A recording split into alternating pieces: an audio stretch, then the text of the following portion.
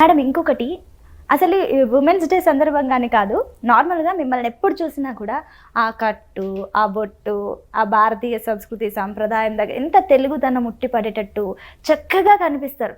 అంటే ఏంటి అంటే ఇప్పుడు రాజకీయాల్లోకి కూడా మీరు వచ్చారు కాబట్టి, అంటే ఈ ఒక 2-3 సంవత్సరాల నుంచి మీరు బాగా ఫేమస్ అయ్యారు, ప్రజల్లో పబ్లిక్లో కనిపిస్తున్నారు కాబట్టి ఒక డౌట్, ముందు నుంచే మీరు ఈ ఈ కట్టు బొట్టు ఈ సాంప్రదాయం ఇది అలాగే ఉండేదా, లేదంటే ఇప్పుడు స్టార్ట్ చేశారా? మంచి ప్రశ్న తల్లి. ఇది నేను మళ్ళీ మళ్ళీ కూడా చెప్పాల్సిందే ప్రజలకి. నేను పెళ్ళి అయ్యేంత వరకు ఇట్లే ఉన్నా, ఎందుకంటే నాకు చాలా ఇష్టం.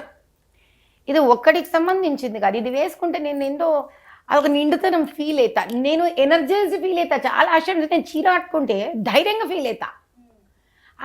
మరి మిగతా పిల్లలు అంటారు చీర కట్టుకుంటే ఎట్లా పరిగెత్తుతాం, ఎట్లా నేను రన్నింగ్ బస్సులు ఎక్కేదాన్ని చీర కట్టుకొని. అంటే ఇంట్లో ఉన్నప్పుడు ఇలా నైటీలు అలాంటివి ఉంటాయి. నువ్వు నమ్మవు, ఎంత మంచి ప్రశ్న నిజంగా నన్ను ఎవరు అడగరు. నువ్వు నమ్మవు, నేను పెళ్ళయ్యే రోజు వరకు, పెళ్ళంత తోడేసుకోలే కానీ పెళ్ళయ్యే రోజు వరకు నేను లంగావణిలో పడుకునేదాన్ని. నేను నైటీలు ఎప్పుడూ వేసుకోలేదు, నా లైఫ్లో నేను నైటీలు వేసుకోలేదు. నాకు చాలా ఇష్టం లంగావణి అంటే. నాకు ఎంత ఇష్టం అంటే నేను ఈ రోజుకి బాధపడతాను, అయ్యో ముసలి వయసు వచ్చేసింది నాకు, నేను ఇంకా లంగావణిలు వేసుకోగలిగింటే ఎంత బాగుండనంటే. ఆ లంగావణి వేసుకోగానే దేవుడు నన్ను స్త్రీగా పుట్టించి నాకు ఎంత పెద్ద వరం ఇచ్చాడు అని నేను పొంగిపోయేదాన్ని. ఒక్కసారి కూడా, ఎందుకంటే కంఫర్ట్ చూస్తారు ఈ మధ్య లేడీస్ అందరూ, ఇంటికి వెళ్ళినా నైటీ వేసేసుకుంటారు వెళ్ళగానే, అసలు ఎప్పుడు కూడా చీర అమ్మో బాబోయ్ వెయిట్ బరువు అని ఫీల్ అవుతుంటారు. ఇంకో మాట చెప్పనా తల్లి, ఒక ఆడపిల్ల లంగావణీలు వేసుకొని పెళ్ళి కాకముందు ఎప్పుడైతే ఇంట్లో కూడా తిరుగుతుందో, నీకెప్పుడు మహాలక్ష్మి తిరుగుతూ ఉంటుందమ్మా. లక్ష్మికి నైటీ వేయవుగా, లక్ష్మీదేవి నైటీ వేసుకొని ఇంటికి తిరగదు కదమ్మా. మనకి మాత్రం మంచి నగలు వేసుకొని అందంగా కూడా లక్ష్మి ఇంట్లో తిరగాలి. మరి లక్ష్మి అంటే ఎవరు ఇంట్లో, నాన్నో అన్నో కాదుగా, ఆడపిల్లని, ఇంటి ఆడపిల్ల. మరి ఆడపిల్ల నైటీ వేసుకొని తిరిగితే లక్ష్మి అంటే తిరుగుతుంది తల్లి ఇంట్లో. నీకు ఎట్లా రావాలా లక్ష్మి? కాబట్టి అసలు నిన్ను నువ్వు లక్ష్మీలాగా భావించాలి కదా. నన్ను నేను అలా భావించేదాన్ని, మా ఇంటి అదృష్టం నేను, కాబట్టి నేను లక్షణకరంగా ఉండాలి, నేను హైందవ ధర్మాన్ని పాటించాలి. అప్పుడు మా ఇంట్లో మా అమ్మ, మా నాన్న, మా తమ్ముడు, మా పరివారానికి శుభం కలుగుతుంది. కాబట్టి నేను లక్షణంగా ఉండాలి.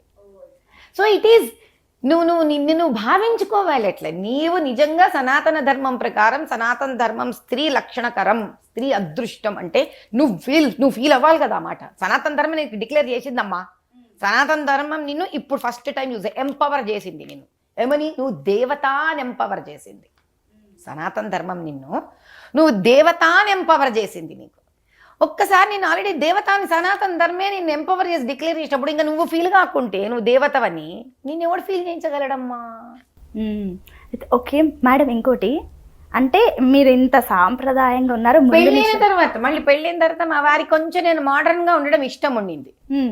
అది నా సనాతన ధర్మమే. మా ఆయనకి ఎలా కావాలో అలా బతకడం కూడా నా సనాతన ధర్మమే. ఎగ్జాక్ట్లీ. కానీ ఇక్కడ ఒక చిన్న డౌట్, మీరేమో ఎక్స్ట్రీమ్ ట్రెడిషనల్, మీ సార్ వచ్చేసేమో ఎక్స్ట్రీమ్ మోడర్న్. ఎలా అసలు మీరేమో ఇంత సనాతన ధర్మం అంటే అసలు పడి చచ్చిపోతారు, ఇంత నమ్మకం, ఇంత భక్తి, అలాంటిది ఇంత మోడర్న్, ఎక్స్ట్రీమ్ మోడర్న్ పర్సన్ ఎలా మీరు ఇష్టపడ్డారు, ఏంటి ఎలా? ఇది ఎలా ఉంటుందంటే తల్లి, ఎవరు ఏదైనా ఎక్స్ట్రీమ్ ఉండొచ్చు నాన్న, తప్పేమీ లేదు ఇందులో.